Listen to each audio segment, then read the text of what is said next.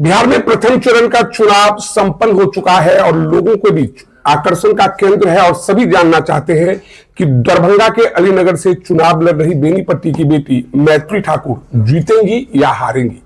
मैथिली ठाकुर पहली बार 25 साल की उम्र में चुनाव लड़ रही है। बीजेपी ने उन्हें टिकट दिया है और मैथिली ठाकुर का पलड़ा भारी है या मैथिली ठाकुर को विनोद मिश्र ने हरा दिया है। हमारे साथ जिला परिषद सदस्य सागर नवदिया जी हैं, धरातल पर पकड़ रखते हैं और चुनाव के दौरान लगभग दरभंगा जिले के सभी सीटों पर ग्राउंड पर जाकर देख चुके हैं कि माहौल क्या है। हर एक सीट पर बात करेंगे, लेकिन पहले अलीनगर की बात कर लेते हैं कि अलीनगर में पलड़ा किसका भारी है, मैथिली ठाकुर या विनोद मिश्र? बाजी कौन मार रहे हैं? बाजी मारने की बात से पहले हम लोगों को यह जानना होगा कि अलीनगर का जो राजनीतिक समीकरण है और अंकगणित है, जो पब्लिक का माहौल है, जो चीजें हैं, उस हिसाब से तो यही लग रहा है कि टक्कर का मुकाबला है।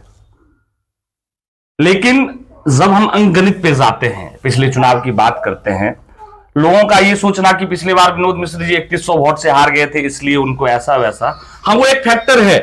लेकिन चीजें यह है कि पिछली बार पप्पू सिंह जी लड़े हुए थे। हम बीजेपी और आरजेडी से अलग होकर बात कर रहे हैं। इस बार बीजेपी में शामिल जी जी जी जी पप्पू सिंह जी लड़े हुए थे, राजकुमार झा जी एलजेपी से लड़े हुए थे, जदयू के नेता हैं, जदयू अभी वर्तमान में जदयू के कार्यकारी जिला अध्यक्ष हैं।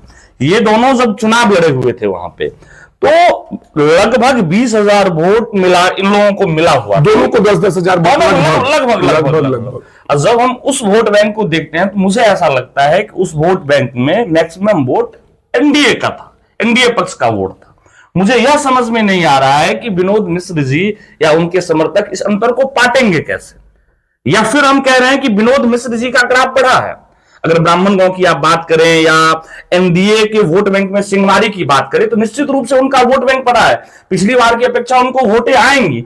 लेकिन मुझे ऐसा लगता है और मेरा ऐसा मानना है कि मुझे कोई ऐसा प्लान नहीं दिखा जिससे वो 20,000 का अंतर, फिर 3100 से हार जो था वो, मतलब जो है सो लगभग 23-24 हजार वोट बैंक जो है उसमें हम और हटा देते हैं, लगभग 15,000 वोट को कैसे पाटेंगे? ये आसान भाषा में कहा जाए तो आप ये मानने को तैयार है कि विनोद मिश्र जी को पिछली बार जितनी वोटें आई थी उसमें इजाफा हो रहा है, लेकिन ये जो बागी वोटर थे 20,000 जो वोटर है वो मैथिली ठाकुर में मर्ज हो रहा है या विनोद मिश्र में मर्ज हो रहा है, ये देखना दिलचस्प निश्चित रूप से और दिलचस्प होगा। और मुझे ऐसा लगता है कि इसको लेकर मेरा मतलब मानना है कि कोई ऐसा प्लान नहीं दिखा कि उस वोट बैंक को, मतलब प्लान क्या है आखिर, उसको कैसे आप पाटिएगा? ठीक है, आपका एमओआई समीकरण है, ब्राह्मण वोट बैंक में भारी सिंहमारी हुई, यह भी हम मानते, पिछली बार भी ब्राह्मणों ने वोट किया था, इस बार सिंपैथी मिला है थोड़ा सा कि बुजुर्ग हैं, अंतिम चुनाव है और पिछले 5 सालों में बाहरी विधायक रहे हुए हैं, उसका दंश वहां पे झेला है, खास करके ब्राह्मण समुदाय के लोग।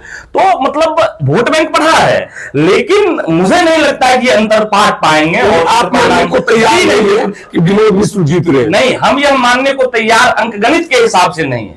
माहौल पे आप मत जाइए, फेसबुक पे आप मत जाइए, जब ग्राउंड रियलिटी और राजनीतिक अंकगणित पे आप बात कीजिएगा तो ऐसा मुझे लगता है कि इस अंतर को पाटना मुश्किल है। आपने सोशल मीडिया की बात की, टिकट बंटवारे के दिनों से ही मैथिली ठाकुर का विरोध हो रहा था। मैथिली ठाकुर जब आती है तो नॉमिनेशन में भी ना के बराबर था, उसके बाद फिर संजय सिंह को, पप्पू सिंह को अमित शाह मनाते हैं और उसके बाद जो ग्राउंड पे हुआ वो दिखा। वोट भले क्या मिला नहीं मिला इसके लिए हमें 14 को इंतजार करना होगा, लेकिन मैथिली ठाकुर के खिलाफ जो विरोध था वो लोगों ने उन्हें स्वागत किया और हाथों हाथ लिया। तो जब ग्राउंड पे आप उतरे तो आपको लगा कि जो विरोध हो रहा है या जिस तरीके से विनोद मिश्र भावुक हो रहे हैं, अंतिम चुनाव बता रहे, उसका कुछ असर था या माई समीकरण बना रहा है या टूट गया? नहीं, देखिए, सबसे पहली बात की मैथिली ठाकुर के विरोध की बात है तो विरोध किन में था? विरोध भारतीय जनता पार्टी के उन कार्यकर्ताओं में नहीं था जो पिछले 10-20 सालों से झंडा उठा रहे हैं, दर्री बिछा रहे हैं, फल्ला नेताजी जिंदाबाद का नारा लगा रहे हैं, या उनके अंदर विरोध भी था तो वो पार्टी लाइन से नहीं हटे। बाहरी लोग पता नहीं किस कारण से, मुझे ऐसा लगता है, मेरा व्यक्तिगत तौर पे मानना है कि जो भी हो मैथिली ठाकुर के नाम में ही मैथिली है, मिथिला की है, कलाकार है, उसका इसलिए विरोध करना कि सेलिब्रिटी है, चलो भाई टिकट भारतीय जनता पार्टी ने दिया तब दिया तो आप लोग बाइकआउट करो, 200 सीट में भारतीय जनता पार्टी को वोट मत दो। लेकिन मैथिली ठाकुर का आना राजनीतिक रूप से राजनीतिक कार्यकर्ताओं के लिए भ्रूण हत्या के समान है। यह हम भी मानते हैं कि ऐसा नहीं होना चाहिए कि एकदम हेलीकॉप्टर से आके तो भाई वो दरी बिछा रहा है, जिंदाबाद का नारा लगा रहा है, अपना पूरा जीवन दे दिया पार्टी को, उसका क्या होगा। मतलब इस आधार पे उसका विरोध हो सकता है, लेकिन विरोध का आधार मुझे नहीं लगता है कि ऐसा कुछ था। और बात संजय सिंह और पप्पू सिंह की, भैया एक जिला में कितने राजपूत को टिकट दीजिएगा, कितने को दीजिएगा, ऑलरेडी अपने गौड़ा में दे दिया है। तो ये कहीं से भी राजनीतिक तौर पे सही मांग या जायज मांग था ही नहीं, या होने वाला है ही नहीं। तब जबकि भारतीय जनता पार्टी जब सीटों की बंटवारा करती है तो मुझे ऐसा लगता है कि पहले की तरह नहीं रही, एक एक जिला में एक एक जाति का जातिवार हिसाब से टिकट बंटवारा करती है। वो कहती है हिंदुत्व वाली पार्टी हम हिंदुत्व की बात करते हैं, जाति पाति का भेद मिटाओ, हम सब हिंदू भाई भाई। लेकिन सच्चाई है कि बिहार में या पूरे देश में जातीय अंक गणित को जो साधता है वो सबसे ज्यादा भारतीय जनता पार्टी साधती है। तो ये सो कहीं और मुझे लगता है छोटी छोटी चीजों पर भारतीय जनता पार्टी अधिक ध्यान देती है। अब अधिक ध्यान देती है। अगर संजय सिंह जी बागी हुए तो फिर अमित शाह ने मनाया, धर्मेंद्र प्रधान जी से बात हुई, अमित शाह जी मना है, और यह महागठबंधन में कहा है नहीं है। और न सिर्फ मनाया बल्कि जब अमित शाह अलीनगर पहुंचे तो संजय सिंह का हाथ उठाकर जबरदस्त उनका स्वागत किया। लेकिन यहाँ गौर करने वाली एक और बात है जो चुनावी माहौल को दिलचस्प बनाता है। मिथिलावादी पार्टी से संजय झा जी मेरा ऐसा मानना है कि अच्छा खासा वोट वो लाएंगे और वो वोट कहीं ना कहीं एनडीए गठबंधन का होगा।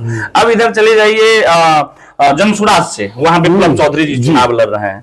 तो मेरा ऐसा मानना है कि एक ऐसा वर्ग है जो बिना किसी कारण से जनसुराज के मुद्दे को जनसुराज को वोट देता है। तो मुझे ऐसा लग रहा है कि पिछले बार का जो 20,000 का अंतर या 25,000 के अंतर पे हम लोग बात कर रहे थे, मेरा ऐसा मानना है कि दोनों व्यक्ति ने मजबूती से चुनाव लड़ा है और वो जितना वोट लाएंगे वो वोट एनडीए का होगा। तो यह भी एनडीए का होगा या ब्राह्मण समाज का होगा, नहीं, मैक्सिमम ब्राह्मण समाज का होगा, मैक्सिमम ब्राह्मण समाज का। विनोद चौधरी को, सॉरी विनोद मिश्र को जो मिलना चाहिए था या जो मैथिली ठाकुर को मिलना चाहिए था, आपका कहना है कि जनसुराज पार्टी और मिथिलावादी पार्टी ने उसको डैमेज किया, एकदम मजबूती से डैमेज किया, और यह भी चुनावी परिणाम पर बहुत बड़ा असर डालेगा। लेकिन